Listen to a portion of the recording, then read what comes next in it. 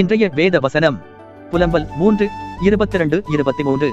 நாம் நிர்மூலமாகாதிருக்கிறது கர்த்தருடைய கிருபையே, அவருடைய இரக்கங்களுக்கு முடிவில்லை. அவைகள் காலைதோறும் புதியவைகள், உமது உண்மை பெரிதாயிருக்கிறது. பிரியமானவர்களே, இஸ்ரவேல் மக்கள் பெரும் துயரத்திலும் சிறையிருப்பிலும் இருந்தனர். அப்படிப்பட்ட ஒரு இக்கட்டான சூழலிலும் எரேமியா தீர்க்கதரிசி தேவனின் தன்மையை பற்றி இவ்வாறு கூறுகிறார். நாம் நிர்மூலமாகாதிருக்கிறது கர்த்தருடைய கிருபையே, அவருடைய இரக்கங்களுக்கு முடிவில்லை.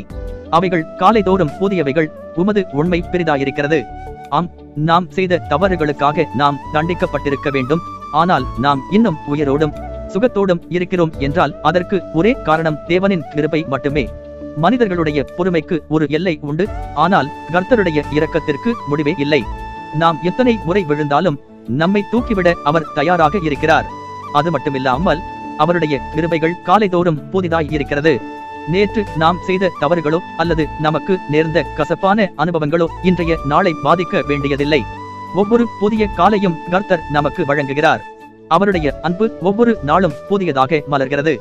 உலகம் மாறலாம், மனிதர்கள் மாறலாம், ஆனால் கர்த்தர் கொடுத்த தம்முடைய வாக்குறுதிகளில் அவர் என்றும் உண்மையாக இருக்கிறார். எனக்கன்பானவர்களே, நேற்றைய கவலைகளையும் தோல்விகளையும் சுமந்து கொண்டு இன்றைய நாளை தொடங்காதீர்கள். இன்று எனக்கு புதிய கிருபையும் பலனும் கிடைக்கும் என்ற நம்பிக்கையோடு இந்த நாளை தொடங்குங்கள். உங்கள் சூழ்நிலை எப்படி இருந்தாலும் உங்களை காக்கின்ற தேவன் மாறாதவர். கர்த்தர் உங்களை ஆசீர்வதிப்பாராக.